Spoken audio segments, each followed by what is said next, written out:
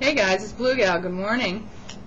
Glad to see you. This is another angle on the creative room. That's Yarn Shelf 2.0.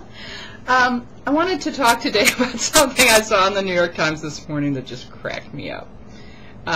Somebody's talking about the Obama ad that was released late last week, where he talks about his grandparents' values. And the Kansas values and so forth, and I just thought this was so funny. This commenter wrote into the New York Times and said, "Values from Kansas? Didn't he grow up in Hawaii and parts of Asia? Obama's trying more and more to seem as white as possible." And coming from Alabama, and now I live in the Great Midwest, but coming from Alabama, I can honestly tell you that Obama will never be white enough for some people. But, this issue came up actually in Alabama with another political candidate named Arthur Davis, and he is the congressman from the 5th Congressional District, which was held by another black politician named Earl Hilliard. And Earl Hilliard mentioned at one point when Arthur Davis challenged his seat that, and both Arthur Davis, by the way, and Earl Hilliard are black, but Earl Hilliard pointed out that he thought that Arthur Davis wasn't black enough to represent the 5th District in Alabama.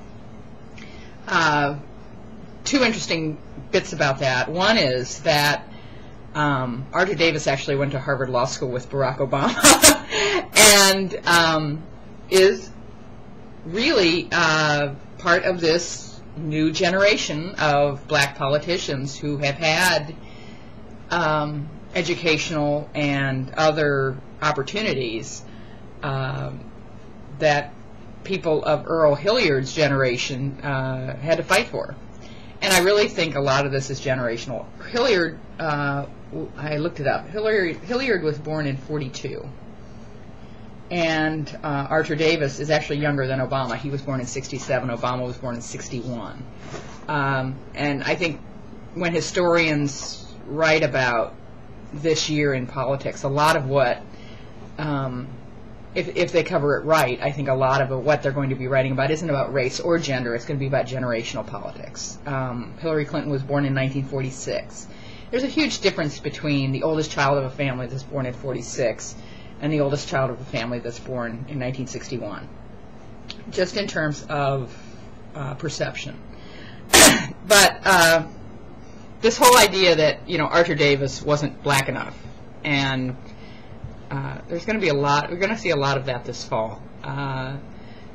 Is Obama black enough? Is he Christian enough? Is he white enough? Is he old enough?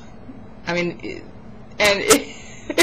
of course we're running against the oldest candidate in the world, so that's kind of a factor too. But I came across this article in the latest Esquire, which is one of my favorite magazines to read, on politics. I really love their coverage of politics. And they have a column every month called What I've Learned, and they have some celebrity talking about what I've learned about life. And this is Snoop Dogg, who's obviously an expert on being black enough. But I wanted to briefly read this to you. This is all I'm going to share with you today. Keep it short. But to me, it was very germane as in terms of the whole question of who is black enough and who is white enough, and the whole issue of what is enough in terms of race. Here's what Snoop Dogg has to say. And by the way, Snoop Dogg is 36. So he was actually born in the 70s, which makes me feel really old. Okay. The late 70s. All right. I went to an elementary school that was basically a white elementary school. Now, see, that's the other thing, just to interrupt for a minute, that the only person I've heard talk about this is Tom Brokaw, and of course he's always talking about the greatest generation. The impact of school integration on everything. the way people vote, the way young people vote. It's just huge. And here's Snoop Dogg, who, if you do the math, was born in, what? It's 2008, 78. 78 is 30 years ago. Well, whatever. He was born 36 years ago. I can't do the math right now. I went to an elementary school that was basically a white elementary school, but they accepted you if you were a black gifted athlete from the inner city. They had gymnastics, they had swimming, they had track and field, and they had music classes. They had all this shit we wasn't getting in the hood. It opened my mind up. It showed me how to interact with white people.